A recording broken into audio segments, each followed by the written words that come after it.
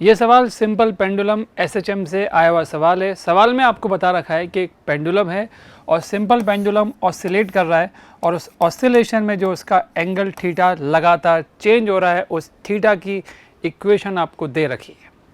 इस इक्वेशन से हमें यह मालूम पड़ता है कि जो पेंडुलम ऑसिलेट कर रहा है उसका एंगुलर फ्रीक्वेंसी कितना है। सवाल क्या पूछा है? सवाल ये पूछा है कि इस पेंडुलम की लेंथ कितनी होगी।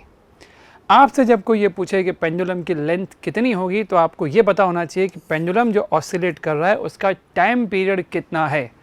अब टाइम पीरियड कैसे निकलता है? ओमेगा पाई है तो टाइम पीरियड होगा 2 पाई बाई ओमेगा। ओमेगा पाई है, उसको पाई रखिएगा तो टाइम पीरियड आ जाएगा 2 सेकेंड। जब टाइम पीरियड आपके पास 2 सेकेंड आ चुका है तो time period 2 pi root L by g होगा। टाइम पीरियड का ये फॉर्मूला होता है। आपको लेंथ निकालनी है। टाइम पीरियड आप निकाल चुके हो 2 सेकेंड, आप उसे यहाँ रखिए और इसको आप जब सॉल्व करते हो तो ये आता है 10 अपॉन पाई स्क्वायर।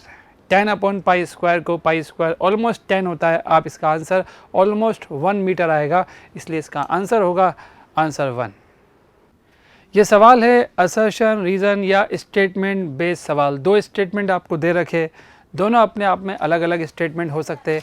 ऐसा भी हो सकता है कि इन दोनों स्टेटमेंट में कोई रिलेशन हो, ऐसा भी हो सकता है कि एक स्टेटमेंट फॉल्स हो, दूसरा ट्रू हो, एक ट्रू हो, दूसरा ट्रू हो, दोनों एक दूसरे को स्टेटमेंट 2 स्टेटमेंट 1 को करेक्ट एक्सप्लेन भी कर रहे हो। 4 ऑप्शन दे रखे, हमें डिसाइड करना है कि इन चारों में से कौन सा आंसर होगा। सबसे पहले हम स्टेटमेंट 1 पढ़ेंगे। स्टेटमेंट 1 कह रहा है कि electric field changes the speed of charge particle but magnetic field do not change the speed. Yes, this is absolutely true. और इसका रीज़न ये होता है कि जब चार्ज पार्टिकल मैग्नेटिक फील्ड में ट्रेवल करता है तो मैग्नेटिक फोर्स वेलोसिटी के परपेंडिकुलर लगता है और इसीलिए मैग्नेटिक फील्ड चार्ज पार्टिकल पर उसके मोशन के दौरान मैग्नेटिक फोर्स के द्वारा कोई वर्क डन नहीं करवा पाता और यही कारण है कि वो काइनेटिक एनर्जी को या स्पीड को चेंज नहीं कर पाता। पर क्या इलेक्ट्रिक फील्ड भी? जी हाँ, क्या इलेक्ट्रिक फील्ड भी स्पीड को नहीं बदल सकता? बिल्कुल बदल सकता है। इलेक्ट्रिक फील्ड पार्टिकल की स्पीड को चेंज करता है, कर सकता है। स्टेटमेंट 2 कुछ अजीबोगरीब बात कर रहा है। वो बता रहा है कि चार्ज पार्टिकल जब ट्रैवल करता है तो मैग्नेटिक फील्ड के पैरेलल ट्रैवल करता है। ऐसा तो कोई कंसेप्ट नहीं होता। चार्ज पार्टिकल मैग्नेटिक फील्ड के पैरेलल ट्रैवल कर भी सकता है और वो उसके परपेंडिकुलर दिशा में भी ट्रैवल कर सकता है। तो स्टेटमेंट 2 पूरी तरह से गलत है, इसलिए इसका आंसर होगा statement 1 is true and statement 2 is false, इसलिए इसका आंसर होगा आंसर 3rd। तो आंसर 3rd में इसका टिक कर रहा हूँ, इसका आंसर 3rd है। ये सवाल मोमेंट ऑफ इनर्शिया पे बेस्ड है। अगर आप इस सवाल को देखेंगे तो इस सवाल में आपको एक रॉड दिया हुआ है जिसका मास m है, जिसकी लेंथ l है और आपको ये बताया जा रहा है कि moment of inertia about it and, एक ऐसी एक्सिस जो कि उसके एंड से पास हो रही है, इस एक्सिस के about moment of inertia I1 given है। आपसे बोला जा रहा है कि इस रॉड को आपने बेंड किया इन अ फॉर्म ऑफ रिंग, तो इस रिंग को आपने बना दिया है। फिर पूछा जा रहा है कि now it's moment of inertia about the diameter is I2। You have to determine I1 minus I2। तो I1 माइनस I2 कैसे निकाला जाएगा? सबसे पहले I1 लिखेंगे। I1 का डायरेक्ट फॉर्मूला हम सबको याद है, इस एंड पे होता है ml²/3। जब आप इसे एक रिंग बना देंगे तो इसका एक रेडियस होगा। वो रेडियस निकालने के लिए आपको लेंथ ऑफ रॉड, इसी को मोड़ के बनाया ना, तो ये पूरी जो लेंथ होगी 2 पाई r, उसको आप बराबर करोगे l के और यहाँ से आपको r मिलेगा। r is equal to l upon 2 pi. r क्यों निकाल रहे हैं? क्योंकि मोमेंट ऑफ इनर्शिया का फॉर्मूला अगर इस एक्सिस के अबाउट आप निकालोगे तो वो mr²/2 आएगा, इसलिए हम r निकाल रहे हैं। हमने I का फॉर्मूला mr²/2 लिख दिया है, इस r को वहाँ पुट करेंगे। जब आप इस r को वहाँ पुट करेंगे तो जो I2 आपको मिलेगा वो क्या मिलेगा? आप देखिए, r की जगह जब आप l अपॉन 2 पाई रखेंगे तो l² अपॉन 4 पाई स्क्वायर आ जाएगा। अब I1 भी आपके पास है, I2 भी आपके पास है, आपको सिर्फ इनको माइनस करना है। तो आप जब I1 माइनस I2 करोगे, जब आप माइनस करोगे तो यह आएगा ml² 1/3 minus 1 upon 8 pi square. तो इसका आंसर अगर हम देखें, अगर इसका आंसर देखें तो 4th ऑप्शन में ये आंसर आ रहा है, इसलिए इसका आंसर होगा आंसर 4। ये क्वेश्चन YDAC पे बेस्ड है।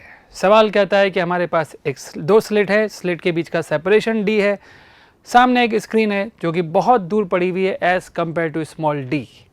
अब आपसे ये बोला जा रहा है कि इस लाइट का वेवलेंथ आपको नहीं पता। आपसे बोला जा रहा है कि आप इस स्क्रीन को जब यहाँ पर इसकी तरफ 0.3 मीटर से शिफ्ट करते हो, जी हाँ, इस स्क्रीन को अगर आप इस स्लिट की तरफ 0.3 मीटर से शिफ्ट करते हो तो फ्रिंज विड्थ में 0.4 mm का चेंज आ रहा है। और आपसे पूछा जा रहा है कि अगर ऐसा हो रहा है तो आपको बताना है कि वेवलेंथ ऑफ लाइट कितना होगा। सवाल मेमोरी बेस है, इसलिए हमारे पास इसके एग्जैक्ट डेटा नहीं है जो एग्जाम में आए थे। हो सकता है D1 mm की जगह 2 mm भी हो, बच्चे को भी एग्जैक्टली याद नहीं था, इसलिए जो हमारे पास है उस डेटा से हम इस सवाल को सॉल्व करेंगे। डेटा अलग हो सकता है लेकिन कॉन्सेप्ट तो यही था। तो आइए सवाल को हम करते हैं। हमें मालूम है कि फ्रिंज विड्थ का formula lambda capital D upon small d होता है। आपको ये बताया जा रहा है कि आपने कैपिटल D को थोड़ा सा कम कर दिया है क्योंकि आप इस स्क्रीन को इस तरफ खिसका रहे हो और आप इसको 0.3 मीटर से खिसका रहे हो। तो अगर आप इसको 0.3 मीटर से खिसका रहे हो तो लैम्डा कैपिटल D आपका मीटर में है और आप इसको भी 0.3 लिख रहे हो और आपके पास स्मॉल d है। अब आपके पास ये दो इक्वेशन है। आपको ये बताया जा रहा है कि ये दोनों बीटा सेम नहीं है, इन दोनों बीटा में डिफरेंस 0.4 mm का है। अगर आप इन दोनों को माइनस करें तो बीटा माइनस बीटा डैश आएगा और बीटा माइनस बीटा डैश को, जी हाँ, माइनस करने पर जो बीटा माइनस बीटा डैश आएगा उसे आप 0.4 mm लिखेंगे। ये मिलीमीटर में आ गया। आप जब इधर माइनस करोगे तो ये आएगा lambda into 0.3 upon small d की जगह 1 mm लिख सकते हो। ये मिलीमीटर में, ये मिलीमीटर में, तो भाई ये मीटर में कैसे हो सकता है, इसको भी आपको मिलीमीटर में कन्वर्ट करना पड़ेगा। तो आप इसको भी कन्वर्ट कर दीजिए। आप जब इतना करेंगे ना तो आपको लैम्डा की वैल्यू ज़रूर मिलेगी। लैम्डा की वैल्यू आएगी 4/3, जी हाँ, 4/3 इंटू 10 की पावर -3 मिलीमीटर। तो हमारे पास ऐसा ऑप्शन सिर्फ एक ही है, ऑब्वियसली बात है एक ही होगा, इसका आंसर होगा आंसर थर्ड। ये सवाल RC सर्किट और डिस्चार्जिंग सर्किट पे बेस्ड है। सवाल आपके सामने ये है कि हमारे पास एक कैपेसिटर है और वो जो कैपेसिटर है उस कैपेसिटर के द्वारा उस कैपेसिटर की एनर्जी लगातार कम हो रही है।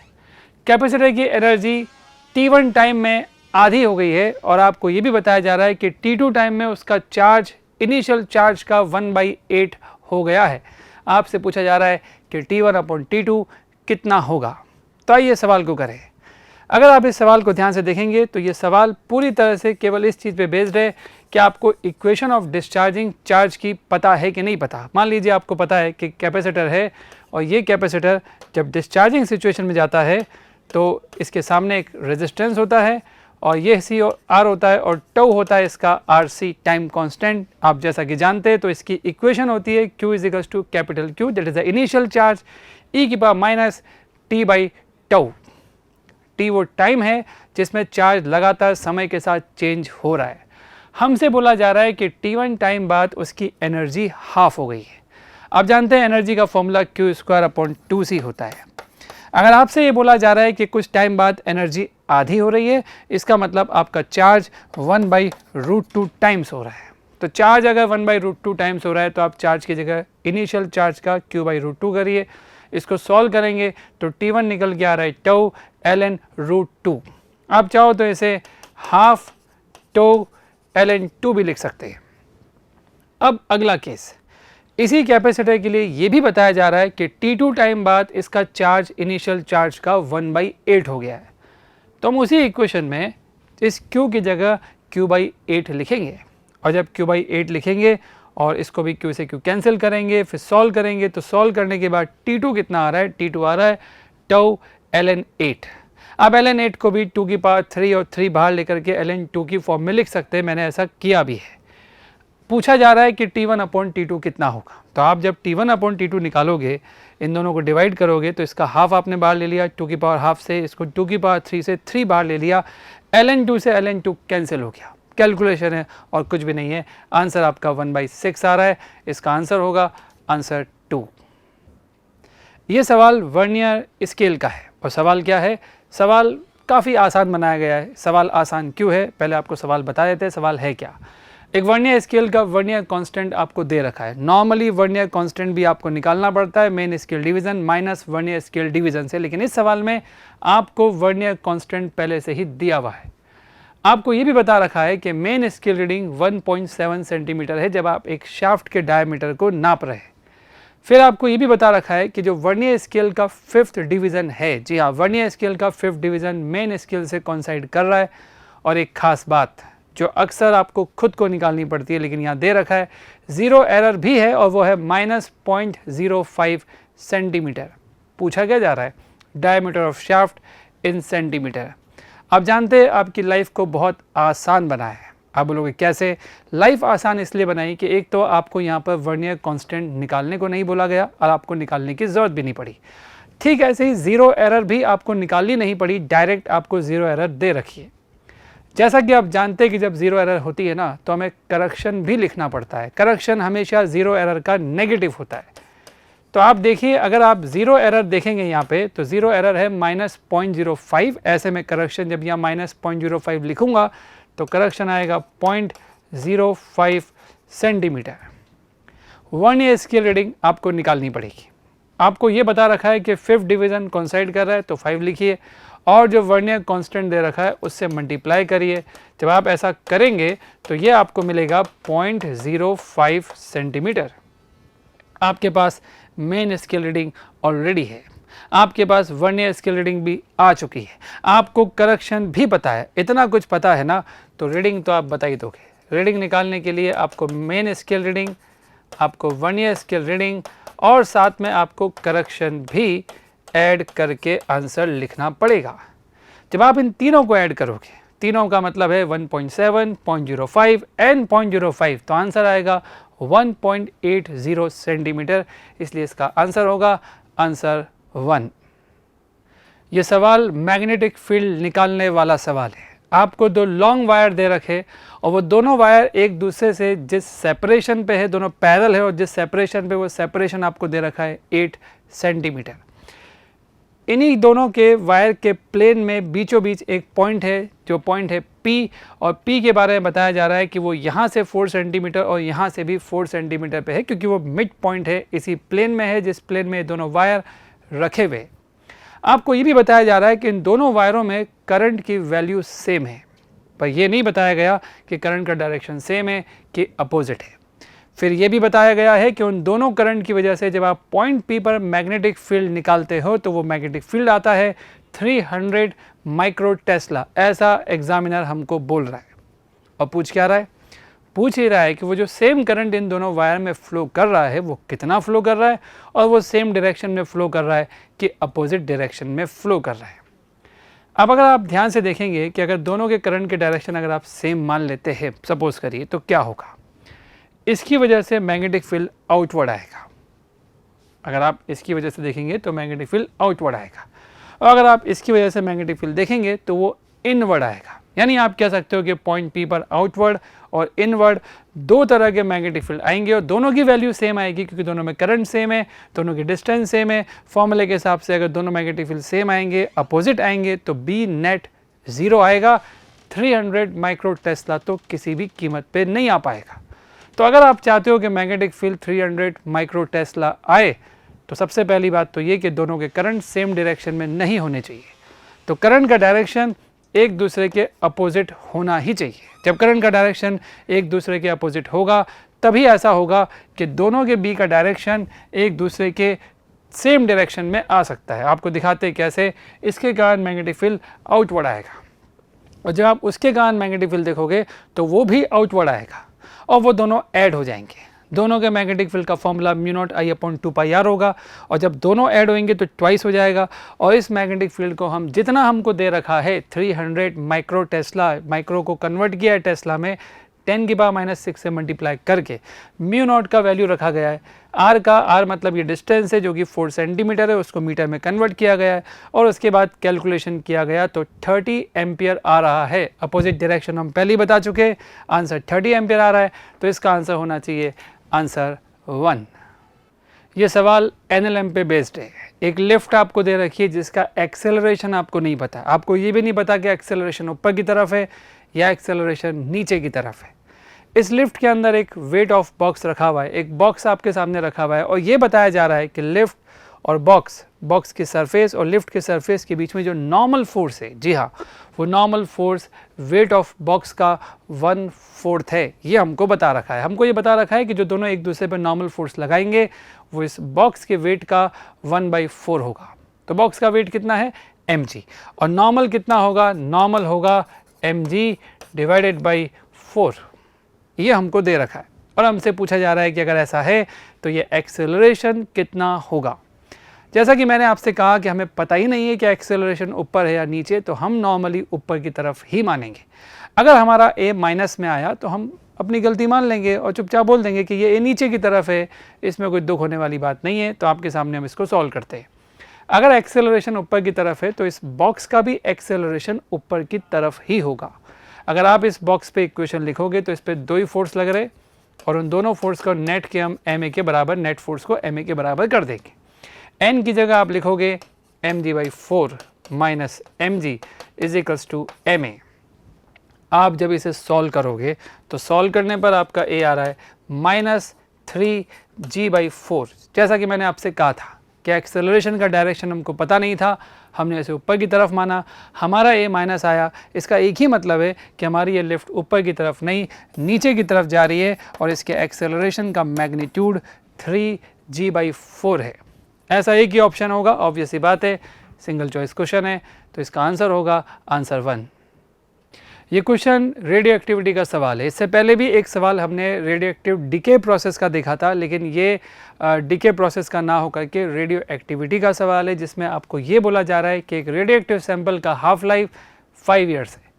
आपसे पूछा जा रहा है कि ये सैंपल जितना भी इसका इनिशियल वैल्यू था उसका 6.25% तक ये रिड्यूस हो गया, यानी जितने भी नंबर ऑफ न्यूक्लियस इसमें थे वो अब बच गए हैं केवल 6.25%। तो पूछा जा रहा है कि इस पूरे खेल को होने में आखिर कितना समय लगेगा, कितने साल बाद ऐसा होगा जिसकी हाफ लाइफ 5 ईयर है, कितने साल बाद उसके नंबर ऑफ न्यूक्लियस 6.25% रह जाएंगे। अगर आप 6.25% ऑफ n0 इस इनिशियल नंबर ऑफ न्यूक्लियस निकालें तो यह आता है n0/16। इसका मतलब नंबर ऑफ न्यूक्लियस शुरुआत के 1/16 टाइम्स रह गए।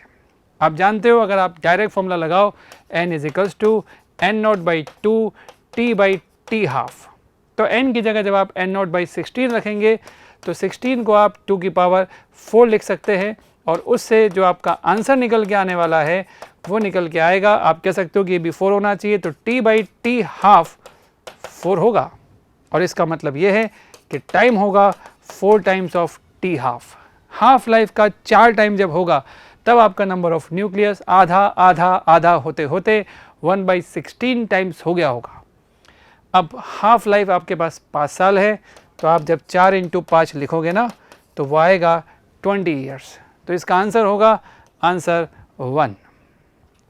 ये सवाल रेजोनेंस का सवाल है, रेजोनेंस ट्यूब एक्सपेरिमेंट का सवाल है। सवाल में आपको बोला जा रहा है कि रेजोनेंस ट्यूब एक्सपेरिमेंट में फर्स्ट रेजोनेंस 20 सेंटीमीटर पे आया और थर्ड रेजोनेंस लेंथ कितनी होगी ये आपसे पूछा जा रहा है। सवालों में आपको फ्रीक्वेंसी ऑफ सोर्स, वो टूनिंग फॉग जिससे आप ये साउंड वेव प्रोड्यूस कर रहे हो उसकी फ्रीक्वेंसी आपको पता है, और speed of sound wave in air भी आपको दे रखा है 336 मीटर पर सेकेंड। सवाल पूछा जा रहा है कि थर्ड रेजोनेंट लेंथ जो आएगी वो कितनी आएगी।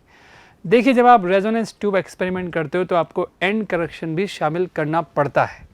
तो अगर आप एंड करेक्शन शामिल करते हो तो जो पहला रेजोनेंस आता है उस केस में नॉड और एंटी नॉड के बीच की दूरी λ/4 होती है, मैंने वही लिखा है, और वो लेंथ होता है l+x, where x is the end correction. वैसे एंड करेक्शन 0.6 r होता है, लेकिन उस r के लिए आपको इस ट्यूब का रेडियस पता होना चाहिए, वो आपको दे नहीं रखा, तो ऑब्वियस सी बात है यहीं से वो x निकलेगा। लैम्डा की वैल्यू निकालने के लिए आपको वेलोसिटी मालूम है, फ्रीक्वेंसी मालूम है, और आप सबको ये फॉर्मूला भी याद होगा। इस फॉर्मूले से आपने लैम्डा निकाल लिया है, तो v = f लैम्डा मैंने लिखा है। आप देख सकते हैं यहाँ पे f लैम्डा में ये फ्रीक्वेंसी है, ये लैम्डा है, और ये वेलोसिटी है जो कि मीटर पर सेकंड में है, उसको मैंने सेंटीमीटर पर सेकंड में कन्वर्ट किया ताकि मुझे लैम्डा सेंटीमीटर में मिल जाए, और वो लैम्डा आ रहा है 84 सेंटीमीटर। इस लैम्डा को उठा के यहाँ रखा गया। जब आप इसको यहाँ रखोगे और सॉल्व करोगे तो एंड करेक्शन 1 सेंटीमीटर के बराबर आ रहा है। तो एंड करेक्शन का हम क्या करेंगे, अब आप जब अगली रेजोनेंस लेंथ निकालना चाहोगे तो आपको पता है कि अगली एक और बार आएगी और एक और बार आएगी। एक बार ये लेंथ होगी 3 लैम्डा बाई 4 और उसके अगली बार जब आपका थर्ड रेजोनेंस आएगा तब ये लेंथ होगी 5 लैम्डा बाई 4। तो 5 लैम्डा बाई 4 कहलाएगा जो भी लंबाई आएगी आपकी। अगर आपकी लंबाई ये तो फर्स्ट सेकंड थर्ड, अगर 5 लैम्डा 4 आप करोगे तो उसको आप बराबर किसके करोगे, उसको आप बराबर करोगे L1 प्लस एक्स के। और आप जब ऐसा करोगे तो आपको सॉल्व करने पर L1 का वैल्यू मिलेगा और वो मिलेगा 104 सेंटीमीटर। तो इसका आंसर होगा आंसर